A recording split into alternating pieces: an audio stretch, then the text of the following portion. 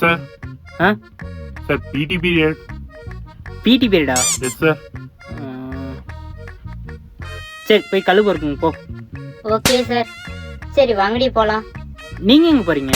கழு பொறுக்க. அது பசங்களுக்கு தான், அவங்க பொறிப்பாங்க. நீங்கள் வாழட்டு போங்க, ஒன்றும் பிரச்சனை இல்லை, போங்க. Thank you sir.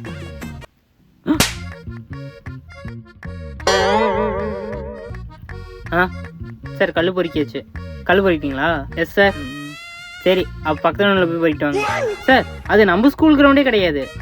ஏன் இல்லைன்னா பொறுக்க மாட்டிங்களா? போய் பொறுக்கிட்டு வாங்க. பொறுக்கிட்டு வந்தால் பிடி பீரியடு, இல்லைன்னா கேன்சல் பண்ண சொல்லிட்டா? ஆ போடா மயிறு. எது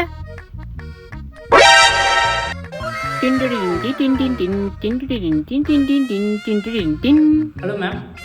சார் ஒரு ஹெல்ப்பு. மேம் என்னன்னு சொல்லுங்க. சார் பெஞ்ச் எடுத்து போகிறதுக்கு பசங்க தேவை. பசங்க இருக்காங்களா? பசங்க சார் சார் மேம் எத்தனை பேர் வேணும்?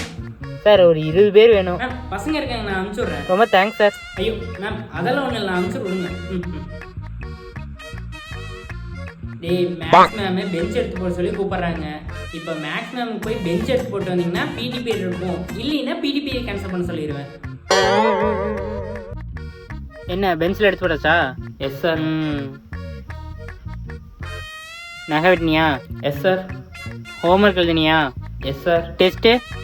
S sir. எக்ஸாமில் பாஸ் ஆனியா? Yes sir. என்ன எதை கேட்டாலும் முடிச்சிட்டேங்கிறானுங்க. சரி ஓகே. ஒரு முக்கிய செய்தி. இந்திய பெருங்கடலில் சரக்கேற்றி வந்த ஒரு படகு ஒன்று நடுவிலேயே தனது கட்டுப்பாட்டை இழந்து நின்று விட்டது. போக மாட்டேனில்ல தம்பி, ஒரு சின்ன ஹெல்ப்பு.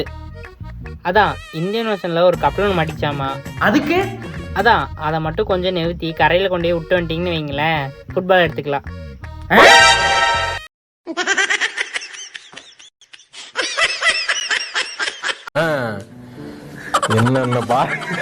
என்னென்ன சொல்றான் பாருங்க, கம்பி கட்டுற கதையெல்லாம் எடுத்து போடுறாங்க.